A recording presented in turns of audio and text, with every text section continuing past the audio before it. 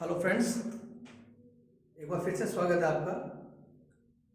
आज जो मैं टॉपिक आप लोगों के लिए स्टार्ट करूंगा वो है final accounts of companies.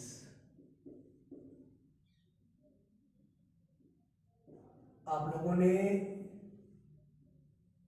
Final account of A firm पढ़ा है, जिसमें आप लोगों ने trading account, profit and loss account and balance sheet को प्रिपेयर किया था।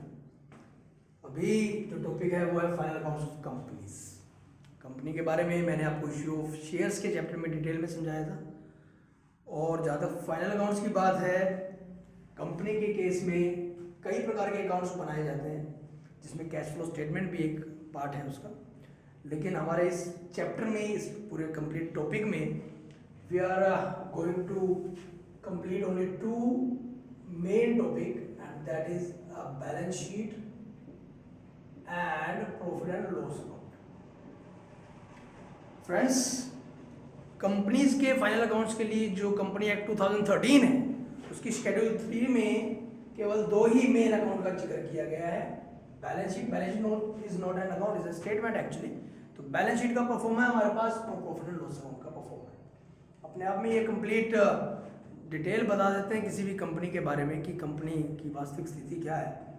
आज मैं आपको पहला परफॉर्मा तैयार करवाऊंगा, उसका नाम है बैलेंस शीट। तो बैलेंस शीट पर जाने से पहले एक दो कुछ बातें जो हमें कंपनीज के बारे में, फाइनल अकाउंट्स के बारे में पता होनी चाहिए। उसमें सबसे इम्पोर्टेंट बात यही है कि कोई भी जो कंपनी है उसका financial year 1 April to 31 March of next year होता है। That is called the financial year. ये हम सभी जानते भी हैं। बाई चांस अगर कोई कंपनी किसी विदेशी कंपनी की, फॉरेनर कंपनी की होल्डिंग या सब्सिडरी कंपनी है, तो विदेशों में अकाउंटिंग पीरियड डिफरेंट हो सकता है। तो ऐसी स्थिति में अगर कोई कंपनी जो इंडियन कंपनी है और वो विदेशी कंपनी की होल्डिंग या सब्सिडरी कंपनी है, तो अकाउंट्स में एक जो कोऑर्डिनेशन, एक एकीकरण लाने के लिए उन्हें अलग अलग ईयर्स के अकाउंट्स बनाने पड़ सकते हैं। फाइनेंशियल ईयर उनका डिफरेंट हो सकता है। ऐसी स्थिति में कंपनी हमारे आगे कंपनी लॉ ट्रिब्यूनल को जो है लिख के देगी एप्लीकेशन कि इस तरीके से उसके अकाउंटिंग ईयर डिफरेंट हो सकते हैं। Otherwise financial year will be from 1 April to 31 March. मैं इसमें एक टॉपिक बताना चाहता हूं आपको, और उसका नाम है corporate social responsibility. Short form में it is treated as CSR। Friends, company act ने एक CSR के रिगार्डिंग एक गाइडलाइंस दी है। वो गाइडलाइंस ये है कि यदि कोई कंपनी अपने करंट फाइनेंशियल ईयर में 3 सिचुएशंस हैं, अगर उसमें से कोई भी एक स्थिति अचीव कर लेती है, like what, first one is अगर उसका नेटवर्थ 500 करोड़ रुपीस और मोर किसी फाइनेंशियल ईयर में हो जाए, या जो उसका है turnover, total turnover in sale जो है वो 1000 करोड़ रुपीस या ज्यादा हो जाए, या जो उसका नेट प्रॉफिट है वो 5 करोड़ रुपीस या ज्यादा हो जाए किसी भी फाइनेंशियल ईयर में, तो पिछले 3 सालों के average of last 3 financial years के एवरेज प्रॉफिट्स का 2% of average profit of last 3 years का 2% सोशल, जो CSR जिसको बोला रहे हैं, सोशल रिस्पॉन्सिबिलिटीज, समाज के कल्याण के लिए उसे खर्च करना पड़ेगा। समाज कल्याण में क्या है, चाहे वो यू कैन से कि पॉवर्टी का एलिमिनेशन है, पॉवर्टी से हमें लड़ना है, हंगर से हमें लड़ना है, अनएम्प्लॉयमेंट है, कोई भी महामारी है जैसे अभी कोविड का प्रकोप चल रहा है, इसके रिगार्डिंग भी है, मलेरिया, स्त्री शिक्षा, बच्चों के सर्वांगीण विकास, वातावरण को सही करना, वातावरण को दूषित होने से बचाना, इन सब क्रियाओं पर उसे 2% अपने पिछले 3 साल के एवरेज प्रॉफिट का 2% उसे खर्च करना होगा। यही इसकी सोशल रिस्पॉन्सिबिलिटी। अगर वो खर्च नहीं करती है तो उसका स्पष्टीकरण भी उसे देना होगा कि उसने खर्च क्यों नहीं किया। कंपनी, कोई भी कंपनी जो है एक CSR कमेटी बनाएगी, जिसमें 3 डायरेक्टर कम से कम होंगे, ज़्यादा भी हो सकते हैं। ये तीनों डायरेक्टर जो हैं पॉलिसीज बनाएंगे रिगार्डिंग CSR कि भाई हम लोगों ने किस प्रकार से किस किस फील्ड में काम करना है, वहां पर कितना एक्सपेंस करना है, खर्चे करने हैं और वो किस प्रकार करने हैं, और उन खर्चों का प्रॉपर सुपरविजन भी इस कमेटी के द्वारा किया जाएगा। तो बेसिकली ये 3 जो है स्टेप रहेंगे CSR की कमेटी में। कमेटी जो है 3 डायरेक्टर से कंस्टिट्यूट होगी और इनका ये काम है। तो this is all about CSR किस प्रकार से काम करेगी। तो ये केवल एक जानकारी के लिए आपको मैंने बताया था, जो एक कंपनी के बारे में आपको पता होना चाहिए। अब मैं आपको लेके चल रहा हूं आज के मेन टॉपिक की तरफ, और उसका नाम है परफॉर्मा ऑफ बैलेंस शीट। अपने आप में एक यूनिक चीज है, ये बहुत डिटेल कंसेप्ट है। ये परफॉर्मा में आपको, जब मैंने पहला टॉपिक आपको करवाया था इश्यू ऑफ शेयर, तो उसमें मैंने आपको बैलेंस शीट का परफॉर्मा बताया था, और मैंने उसमें ये भी बताया था कि जब मैं आपको फाइनल अकाउंट्स ऑफ कंपनी कराऊंगा, जो मैं आज करवा रहा हूँ, उसमें मैं आपको ये डिटेल में बताऊंगा। तो वो वाला टाइम अब आ चुका है जिसमें आपको फाइनल अकाउंट्स का शेड्यूल 3 का फॉर्म नंबर 1 जो मैं आपको करवाने जा रहा हूँ, that is about part 1 form of balance sheet. इसको हम बेसिकली बोलते हैं पार्ट 1 के तहत जो फॉर्म है बैलेंस शीट का, परफॉर्मा है बैलेंस शीट का, इसे हमें तैयार करना है। तो तरीका क्या है फ्रेंड्स, हम यहाँ लिखेंगे नेम ऑफ द कंपनी, जो भी कंपनी का नाम होगा, and balance sheet as at या एज ऑन, जो भी डेट होगी वो। और इसमें कोई भी आप लोगों ने जो है ओरिजेंटल फॉर्म, जैसे अपने आप लोगों को याद होगा फर्म के अंदर आप लोग बैलेंस शीट इस प्रकार से बनाते थे, like this liabilities, amount, assets and amount. तो this was the horizontal proforma. Now company act के अंदर ओरिजेंटल परफॉर्मेंस को कोई जगह नहीं है, वर्टिकल फॉर्म बनाया गया है। तो थोड़ा सा इसको प्लीज देखिएगा, line will be drawn like this, here it will show the notes number, the amounting figure. 2 बार इसको हम लिखेंगे यहाँ। तो ये किस प्रकार से काम करेगा, just concentrate on all that stuff.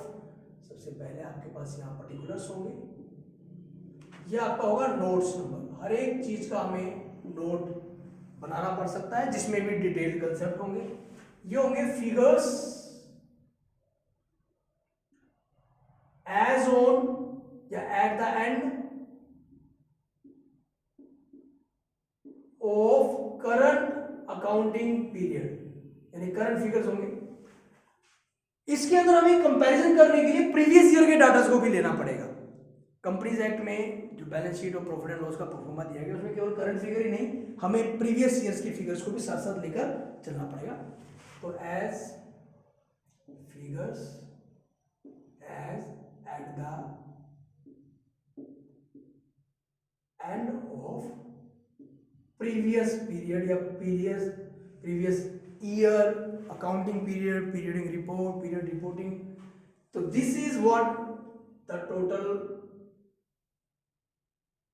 Upside detail of this proforma, जिसमें हम नेम ऑफ द कंपनी लिखेंगे, उसका बैलेंस शीट लिखेंगे, पर्टिकुलर्स लिखेंगे, नोट्स नंबर, करंट ईयर के figure and then previous. That's a simple.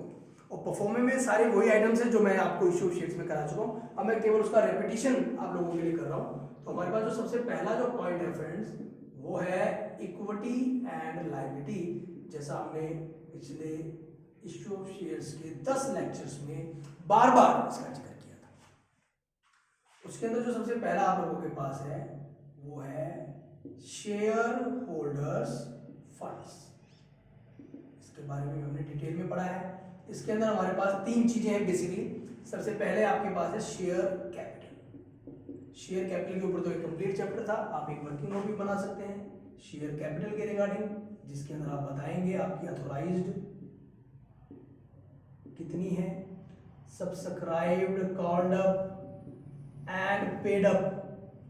ये सब कुछ आपको मैंने बहुत अच्छे से डिटेल में बताया हुआ है। ये जो अमाउंट होगा वो उठकर हमारे पास यहाँ शेयर कैपिटल के अंदर आ जाएगा। तो वी ऑल नो कि किस प्रकार से कॉल्स इन एरियर्स को लेस किया जाता है, फॉरफीचर का अमाउंट पेड अप कैपिटल में ऐड किया जाता है, सब कुछ आप सभी जानते हैं। तो ये है पहला पॉइंट शेयर कैपिटल। नंबर 2 है इसके अंदर रिजर्व्स एंड सरप्लस। इसके बारे में भी बहुत डिटेल में हम लोगों ने पढ़ा हुआ है।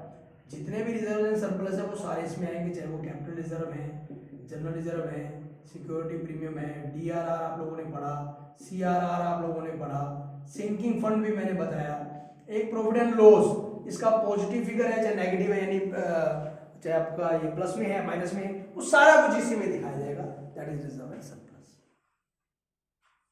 सी पॉइंट वी आर हैविंग, हमारे पास जो है पैसा, मैंने आपको बताया था उसके अंदर शेयर वारंट का मैंने आपको जिक्र किया था कि आपको मनी रिसीव्ड हुई है अगेंस्ट शेयर वारंट, तो शेयर वारंट कर लो या यहाँ पूरा नाम लिख लो, money received against share warrant. अब ये शेयर वारंट जो वर्ड मैंने यहाँ लिखा है ये क्या है फ्रेंड्स? कंपनी जब अपने शेयर्स को इश्यू करती है तो शेयर सर्टिफिकेट देती है शेयर होल्डर्स को।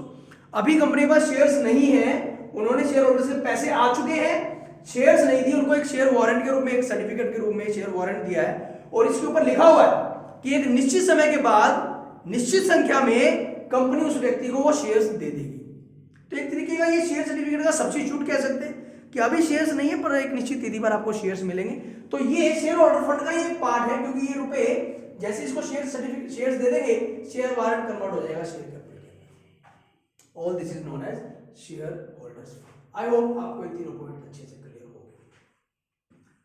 इक्विटी लायबिलिटी में सेकंड पॉइंट है, ये पहला था आपका, अब सेकंड है share application money pending allotment. इसके बारे में भी मैंने बहुत डिटेल में आपको बताया था फ्रेंड्स। कंपनी ने जब इशू शेयर्स मैंने आपको बताया था, उसमें बताया था कि कंपनी जब शेयर्स को इशू करती है तो उससे पहले प्रोस्पेक्टस जारी करती है, उसके बाद एप्लीकेशन मनी आती है, एप्लीकेशन मनी आने के बाद वो वेट करती है अगले 30 दिनों के लिए मिनिमम सब्सक्रिप्शन का।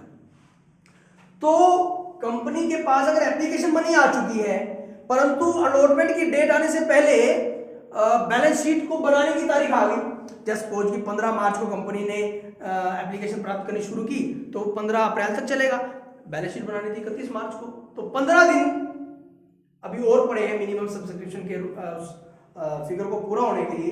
तो कंपनी के पास एप्लीकेशन मनी आ चुकी है लेकिन अलॉटमेंट अभी तक नहीं हुआ, तो वो रुपया किसमें आ जाएगा? Share application money pending allotment. ये भी हमारी लायबिलिटी के रूप में काउंट होगा, जब पैसे पूरे आ जाएंगे कैपिटल का पार्ट बना देंगे इसको। Third the main point now and it's name is non current liability. Pro forma, आमतौर पे एग्जाम्स में परफॉर्मेंस ही आती है क्योंकि बहुत लेंथी सम है, इस पे profit and loss and balance sheet इकट्ठा बनाना पड़ जाए तो दैट वुड बी टफ, इसलिए ये परफॉर्मा बहुत ध्यान से सिस्टमेटिक ढंग से आप लोगों ने तैयार करना है। इसके आगे कुछ पार्ट्स हैं। सबसे पहले है लॉन्ग टर्म लायबिलिटीज, या लॉन्ग टर्म लायबिलिटीज के रूप में हम वर्ड यूज कर सकते हैं लॉन्ग टर्म बोरोइंग्स। लंबे समय के लिए जो आप लोगों ने उधार लिया हुआ है, जैसे डिवेंचर्स हैं, बॉन्ड्स हैं, लॉन्ग टर्म लोन यानी बैंक लोन जिसको हम बोल सकते हैं, हम इसके लिए वर्ड यूज कर सकते हैं बैंक लोन। ये सारी की सारी चीजें आप लोगों ने वर्किंग नोट्स के अंदर दिखाना। तो ये है लॉन्ग टर्म बोरोइंग्स जिसका भुगतान हमें 12 महीने के बाद करना है, that is non current liability. That is quite simple for you. एक नया शब्द आया है आप सभी के लिए, डेफर्ड टैक्स लायबिलिटी।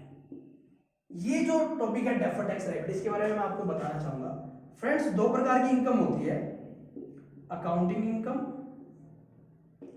और income as per income tax. Friends income tax का एक कंप्लीट टॉपिक है जो आप जब पढ़ेंगे या जिन्होंने पढ़ा हुआ है तो, और जिन्होंने नहीं पढ़ा दोनों को मैं बताना चाहता हूँ। अकाउंट जो आप पढ़ रहे हैं प्रॉफिट एंड लॉस अकाउंट बनाया जाएगा, इसके अंदर आपको नेट प्रॉफिट निकलेगा आपका। इसी प्रकार टैक्सेबल इनकम के तहत भी नेट प्रॉफिट की कैलकुलेशन की जाती है। तो दोनों में थोड़ा सा डिफरेंस है। अगर अकाउंटिंग इनकम ज्यादा हो जाए इनकम टैक्स वाली इनकम से,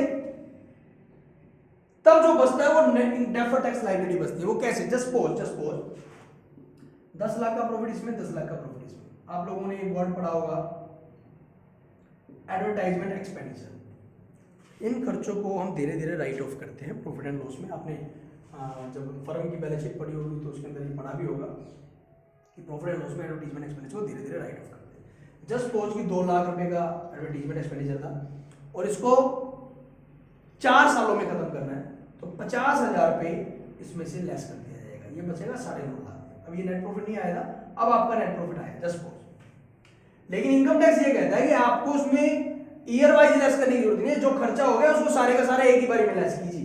तो 2 लाख रुपए का अगर प्रोविजन हम इसमें इकट्ठा बना दें तो ये 8 लाख बच गए। तो आप देख सकते हैं 9.5 लाख तो अकाउंटिंग इनकम है, जबकि 8 लाख रुपए क्या है, income as per income tax, जो स्लैब्स या जो भी आपके पास तरीके है उसके हिसाब से। तो ये वाली इनकम इससे ज्यादा होगी, कितनी ज्यादा होगी, 1.5 लाख। मान लो 10% टैक्स लगना है, तो 1.5 लाख में 10% टैक्स 10,000, 15,000, तो वो डेफर्ड टैक्स लायबिलिटी मान ली जाएगी 15,000। मतलब क्या हुआ, अगर आपकी अकाउंटिंग इनकम टैक्सेबल इनकम के टैक्स से ज्यादा हो जाए, अकाउंटिंग इनकम आपकी टैक्सेबल इनकम से ज्यादा हो जाए, तो दोनों में जो डिफरेंस है उस पे जो टैक्स लगेगा वो टैक्स बन जाएगा deferred tax.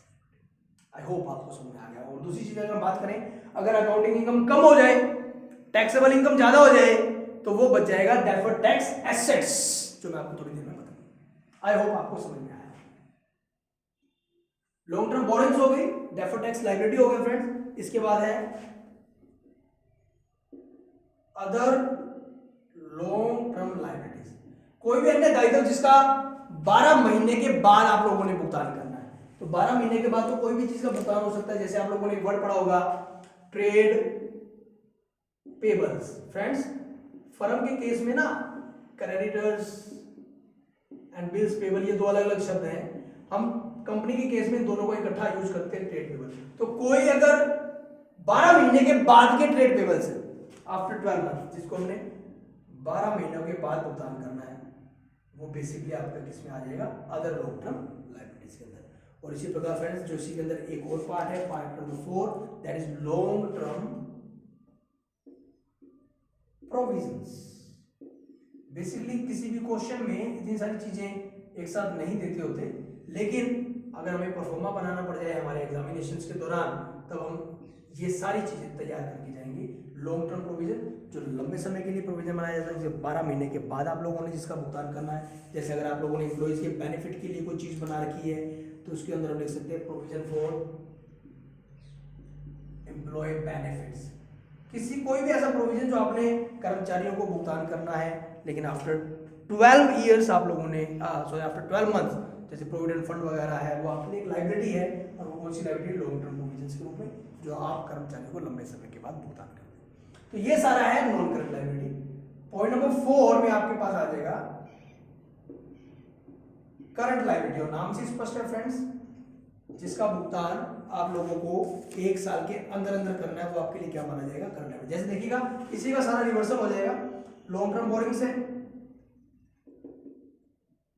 Short term borrowings, जिसका भुगतान 12 महीने के अंदर अंदर करना है। कोई भी लोन आप ले सकते हैं, बैंक से आपने थोड़े समय के लिए लोन लिया हुआ है, या किसी और से पर्सनल लोन लिए हुए हैं कंपनी के पॉइंट ऑफ व्यू से, तो जिसका भुगतान 12 महीने के अंदर अंदर करना है, that is called short term borrowings. इसी प्रकार अभी भी मैंने एक जिक्र किया था यहाँ, ये रहा ट्रेड पेबल्स, जिसका भुगतान 12 महीने के अंदर अंदर करना है, that is creditors plus bills payable. इसी प्रकार अदर करंट लायबिलिटीज, जिसका भुगतान 12 महीने के अंदर अंदर करना है, लेकिन इसके अंदर कुछ चीज शामिल नहीं है। कोई भी आउटस्टैंडिंग एक्सपेंसेस आप लोगों ने पढ़ा हुआ है, इसके अंदर हमें कोई इशू नहीं है। कोई डिविडेंड आप लोगों ने देना है, जिसका भुगतान अभी विद इन ए ईयर आप लोगों ने करना है, अनपेड डिविडेंड हम इसको बोल सकते हैं। कोई अक्रूड इंटरेस्ट है, अक्रूड इंटरेस्ट ऑन डिवेंचर, कि डिवेंचर्स का ब्याज ड्यू हो चुका है, आपने अभी तक दिया नहीं, तो कोई भी ये जो खर्चे हैं जिसका भुगतान 12 महीने के अंदर करना है, वो बन जाती है अदर करंट लायबिलिटीज। और आगे फोर्थ आ जाएगा आपके पास शॉर्ट टर्म प्रोविजंस। फ्रेंड्स, जितने भी प्रोविजंस डाउटफुल टैक्स के हैं, इनकम टैक्स के हैं, जो आपने थोड़े समय के लिए जिसका भुगतान 12 महीने के अंदर करना है, वो सारे का सारा शॉर्ट टर्म प्रोविजन माना जाएगा। एंड ये आपका बन जाएगा टोटल लायबिलिटी साइड का। आई होप आपको लायबिलिटी साइड समझ में आ गई होगी। तो मैं एक बार फिर से रिवाइज करवा देता हूँ कि मैंने क्या बताया है। इक्विटी एंड लायबिलिटी में शेयर होल्डर फंड आएगा, share capital, reserve and surplus पहले से जानते हैं, money received against share warrants, जो आपको बताया कि शेयर नहीं दिए हैं भविष्य में इनको शेयर्स देंगे। एप्लीकेशन मनी आ चुकी है, अलॉटमेंट नहीं आई। नॉन करंट में जिसका भुगतान 12 महीने के बाद करना है, सिंपल टर्म। करंट लायबिलिटी जिसका भुगतान 12 महीने के अंदर अंदर आप लोगों ने करना है। मैं अभी इस बोर्ड को साफ कर रहा हूँ।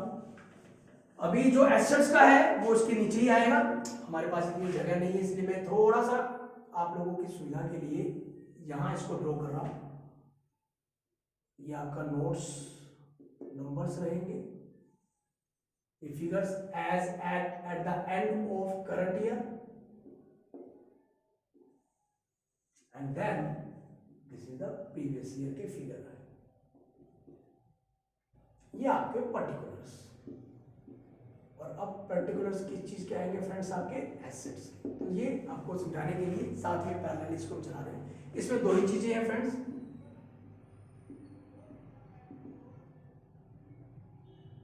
Non current assets and number 2 current assets. It's very simple. इसके अंदर जो पहला है वो है फिक्स्ड एसेट्स, नाम से स्पष्ट है फ्रेंड्स, फिक्स्ड एसेट्स। ये भी आगे हम 2 भागों में 3 भागों में बना सकते हैं, टेंजिबल, इंटेंजिबल। टेंजिबल जो हम देख छू सकते हैं, महसूस कर सकते हैं, एग्जांपल में land, building, plant, machinery, we know that. Intangible में we are having goodwill, trademarks, copyright, patents. Capital assets work in progress के रूप में है, आप कोई संयंत्र, प्लांट एंड मशीनरी, प्लांट बना रहे हैं, कोई बिल्डिंग बना रहे हैं, वो capital assets work in progress. तो सारी की सारी ये क्या माना जाएगा, फिक्स्ड एसेट्स का पार्ट, जिसके अंदर tangible, intangible and capital assets, जिसको हम बेसिकली बेचने के लिए नहीं खरीदते, this becomes fixed assets friends. इसके बाद हमारे पास है नॉन करंट इन्वेस्टमेंट, नाम से स्पष्ट है, जो इन्वेस्टमेंट 12 महीने से ज्यादा के बाद की है। मतलब कोई भी इन्वेस्टमेंट के बारे में अगर शॉर्ट टर्म वर्ड नहीं लिखा तो बेसिकली हम उसको नॉन करंट मानते हैं कि उसको हमने लंबे टाइम के लिए इन्वेस्ट किया हुआ, that becomes non current investment. इसके बाद ये जो मैंने बताया था अभी आपको, डेफर्ड टैक्स लायबिलिटी, अब आपके पास आ जाएगा डेफर्ड टैक्स एसेट्स। अब ये क्या बताया था, अगर अकाउंटिंग इनकम कम हो जाए टैक्सेबल इनकम से, फॉर एग्जांपल देखिएगा, ये अकाउंटिंग इनकम, ये आपका टैक्सेबल इनकम। फिर से एग्जांपल लेते हैं, 10 लाख 10 लाख, तो उसमें तो हमने एग्जांपल लिया था एडवर्टीजमेंट का। अब मैं एग्जांपल लेता हूं प्रोविजंस का, आपको जब भी आप पढ़ेंगे तो आपको समझ में आ जाएगा। प्रोविजन फॉर डाउटफुल डेट्स, जब हमने प्रॉफिट एंड लॉस अकाउंट बनाया होगा फर्म के खाते में, फर्म के अकाउंट्स में, तो उसको पीएनएल में से लेस कर दिया गया होगा, तो इसमें से लेस हो जाता है प्रोविजन फॉर डाउटफुल डेट्स। लेकिन इनकम टैक्स एक्ट जो है उसमें provision for doubtful debts less नहीं होता। तो ऐसी स्थिति में मान लो प्रोविजन 1 लाख का है तो ये 9 लाख रहेगा, पर इसमें से लेस ही नहीं किया गया, प्रोविजन को इसमें जगह नहीं दी जाती, इसमें केवल वास्तविक खर्चों को जगह दी जाती है। यानी इसमें बैड डेट्स तो लेस कर देंगे, भाई ये तो लग चुके हैं, डूब गए ये रुपए, लेकिन प्रोविजन होता है जो हम भविष्य के लिए बना रहे हैं ना, तो ये कहता है कि जो वास्तव में खर्चे लग रहे हैं, जो आज के हैं, उसी को हम लेके चलेंगे, हम प्रोविजन को टैक्सेबल इनकम में काउंट नहीं करते। तो ऐसी स्थिति में क्या होगा, अकाउंटिंग इनकम कम हो गई, टैक्सेबल इनकम ज्यादा हो गई। तो अब इस पे ये ज्यादा होने से 1 लाख रुपए फर्क आ गया, उसका 10% टैक्स 10,000 रुपए, वो आपका डेफर्ड टैक्स एसेट्स के अंदर आ जाएगा। तो friends this will become deferred tax assets. I hope आपको समझ में आ गया होगा। डेफर्ड टैक्स एसेट्स के बाद हम लोगों के पास एक दो चीज और है, वो है long term loans and advances. आपने लोगों को लोन दे रखा है, आपने अन्य संस्थाओं को लोन दिया हुआ है, वो भी लंबे समय के लिए, तो सारा किस में आ जाएगा, फिक्स्ड एसेट्स का लॉन्ग टर्म लोन। और इसके बाद हम और ले सकते हैं अदर नॉन करंट एसेट्स। याद कीजिएगा फ्रेंड्स, जब पहला चैप्टर मैंने आपको पहला टॉपिक पढ़ाया था इश्यू ऑफ शेयर्स, उसमें एक वर्ड आया था अनअमोर्टाइज्ड एक्सपेंसेस का, तो जिसमें हम खर्चों को, जैसे discount on issue of shares था, उसको हम राइट ऑफ करते हैं धीरे धीरे। तो जो 12 महीने में राइट ऑफ हो जाएंगे वो तो करंट एसेट्स का पार्ट बन जाएगा, तो जो 12 महीने के बाद डिस्काउंट राइट ऑफ होगा वो अदर नॉन करंट एसेट्स का पार्ट बन जाएगा। और ये सब कुछ हमने इश्यू ऑफ शेयर्स में पढ़ा हुआ। तो ये सारे का सारा फिक्स्ड एसेट्स है आपका। और अब मैं आपको लेके चलता हूँ करंट एसेट्स की तरफ फ्रेंड्स, और इसमें सबसे पहला जो पॉइंट आएगा वो आएगा करंट इन्वेस्टमेंट। नाम से स्पष्ट है फ्रेंड्स, जो आपने केवल 12 महीने के लिए किया है, 12 महीने के बाद आप इसको बेच देंगे। इसके बाद आपके पास है इन्वेंट्रीज, स्टॉक्स का क्लोजिंग स्टॉक जो भी है, चाहे वो raw material, work in progress, closing stock, whatever we are having, वो हमारे पास इन्वेंट्रीज के रूप में आ जाएगा। ट्रेड रिसीवेबल्स, ये नाम भी सुना आपने, अभी अभी आपने ट्रेड पेबल्स पढ़ा था जिसके अंदर आपके पास दो चीजें आई थी, क्रेडिटर्स प्लस बिल्स पेबल।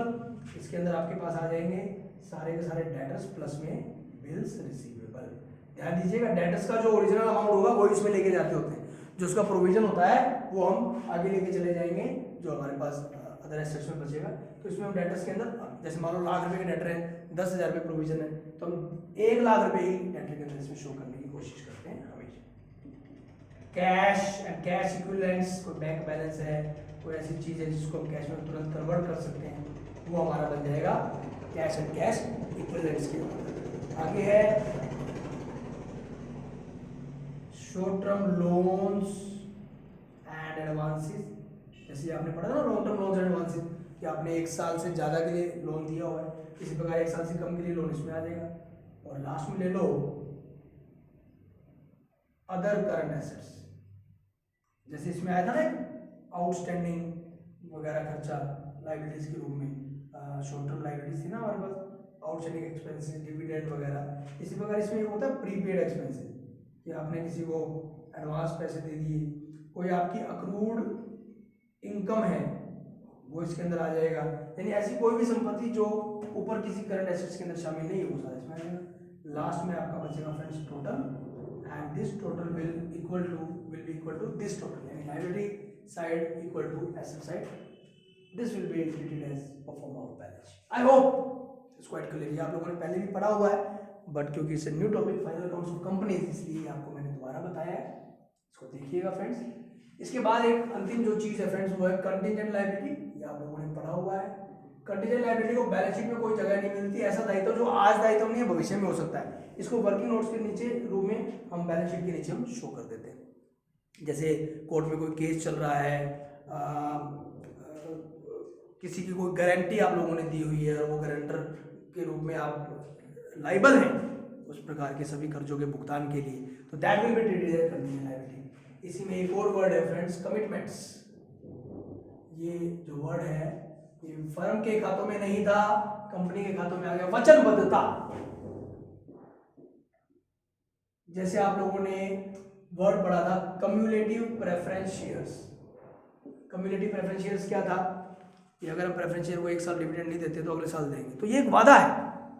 इसी प्रकार अगर आपने पार्टली पेड शेयर्स के रूप में इन्वेस्टमेंट की हुई है, यानी आपने किसी कंपनी के शेयर्स खरीदे हुए, 100 वाला शेयर के अभी 70 रुपए दिए तो 30 रुपए तो और भी देने ना, वो वचनबद्धता है।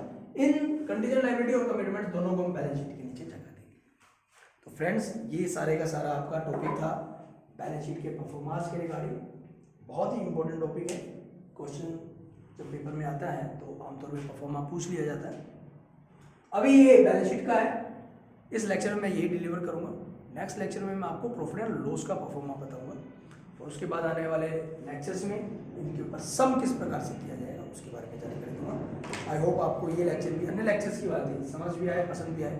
मुझे सुनने के लिए बहुत बहुत धन्यवाद।